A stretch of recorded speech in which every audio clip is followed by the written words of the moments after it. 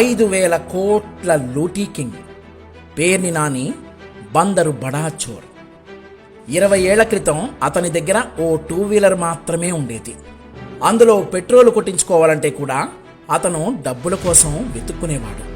అలాంటి వ్యక్తికి ఇప్పుడు హైదరాబాద్లో 10 కార్లున్నాయి.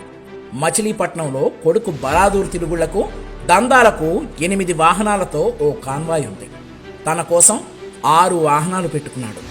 ఇక కుటుంబ అవసరాల కోసం మరో 5 కార్లు ఉన్నాయి. అంతేకాదు, సుమారు 5,000 కోట్ల రూపాయలకు పైగా ఆస్తులు సంపాదించాడు. ఇదంతా గత 4 ఏళ్లలో సంపాదించిందే. ఆశ్చర్యపోతున్నారు కదూ? ఆ వ్యక్తి మరెవరో కాదు, వైసీపీ మాజీ మంత్రి పేర్ని వెంకటేశ్వరరావు.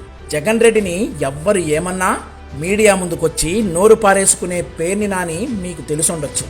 కానీ 4 ఏళ్ల నుండి ఎలా పడితే అలా భూ కబ్జాలు, సెటిల్మెంట్లు, దందాలు, మట్టి ఇసుక తవ్వకాలు, నాటుసారా అమ్మకాలు, ఇలా ఎన్నో అక్రమ వ్యవహారాలతో 1,000 కోట్ల రూపాయలు దోచుకుంటున్న లూటీ కింగ్ పేర్ని నాని గురించి మీరు విని ఉండరు.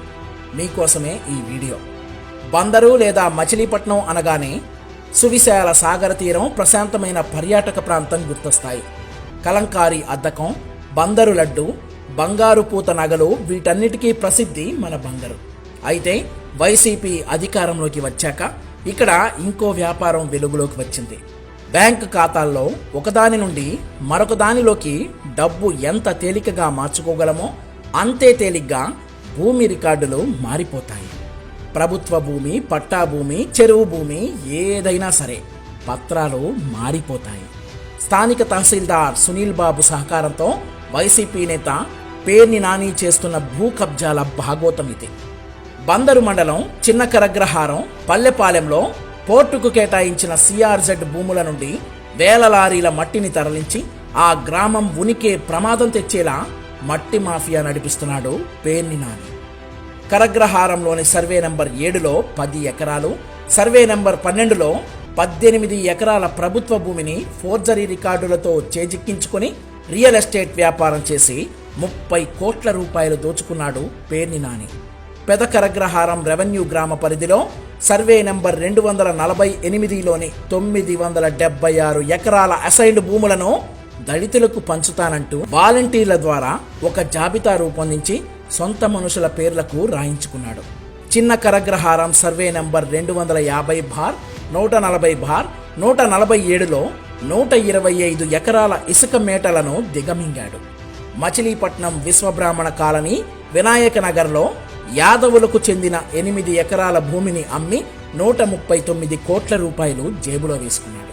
పక్క నియోజకవర్గంలోని పెడన బంటుమిల్లిలో 300 ఎకరాల భూమిని పేర్ని నాని మామ పేరున తీసుకుని రియల్ ఎస్టేట్ వ్యాపారం చేసి గ్రామస్తులను బెదిరించి రోడ్లు వేయించుకున్నాడు. ఇందులో 400 కోట్ల రూపాయలు సంపాదించాడు. ఇకపోతే పోర్టు భూములు 630 ఎకరాలు చౌకగా సంపాదించాడు. 36 పంచాయతీల్లోని 18 లక్షల టన్నులకు పైగా ఇసుకను తరలించి సొమ్ము చేసుకున్నారు. అంతేకాకుండా ఇక్కడ ఇసుకను తరలించాలంటే ట్రాక్టరుకు 1,500, లారీకి 10,000 పేర్ని నానికి కప్పం కట్టాల్సిందే. మడ అడవుల్లో సారా తయారీ కేంద్రాలను ప్రోత్సహిస్తూ వాటిపై దాడులు జరగకుండా అధికారాన్ని ఉపయోగిస్తాడు. ఇందుకు ప్రతిఫలంగా తయారీదారుల నుండి మామూలు వసూలు చేసుకుంటాడు. ఈ బాధ్యత లంకా వెంకటేశ్వరరావు అనే వ్యక్తి చూసుకుంటాడు. లూటీ కింగ్ నానికి ఇంకో వ్యాపారం ఉంది.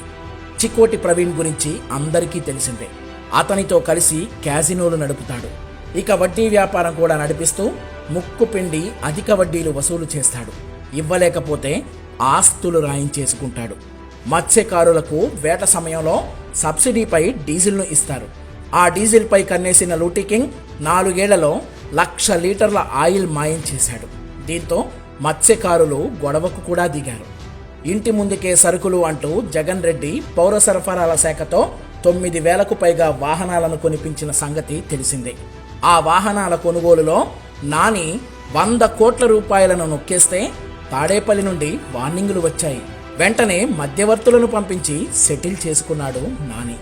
మంత్రిగా ఉన్నప్పుడు సబ్స్టేషన్లో ఉద్యోగాలంటూ ఒక్కొక్కరి నుండి సాక్షి ఫణికుమార్ అనే వ్యక్తి ద్వారా 2 నుండి 5 లక్షల రూపాయల వరకు వసూలు చేసుకుని జేబులో వేసుకున్నాడు. అంతవరకు ఎందుకు, 1977లో వచ్చిన తుఫానులో మరణించిన వారి కోసం ఏర్పాటు చేసిన శ్మశానం స్థలాన్ని మాయం చేసి జగనన్న కాలనీ కింద ప్రభుత్వానికే అమ్మేశాడు. 18 ఎకరాల దేవుడు భూమిని కూడా కాజేశాడు. పేర్ని నానికి బంగారం దుకాణాలు కూడా ఉన్నాయి. వాటి ద్వారా బంగారాన్ని అక్రమంగా తరలిస్తున్నాడని అంటారు ప్రజలు. చెప్పాలంటే లూటీ కింగ్ పేర్ని నాని అక్రమ సంపాదన గురించి చక్రవాకం సీరియల్ కంటే పెద్ద సీరియలే తీయొచ్చు. ప్రస్తుతానికి ఇక్కడ ఆపేద్దాం. మీరు జగన్ రెడ్డికి ఒక్క ఛాన్స్ ఇచ్చారు. అది ఎంత పెద్ద దోపిడీకి దారి తీసిందో చూసారా? పేర్ని నాని ఒక్కడే 5,000 కోట్ల రూపాయలు సంపాదించాడంటే మిగతా వాళ్ళ సంగతి ఏంటి? అసలైన తాడేపల్లి డాన్ సంగతి ఏంటి? కాబట్టి ప్రజలారా, మరోసారి దోపిడీకి మరో ఛాన్స్ ఇవ్వకండి.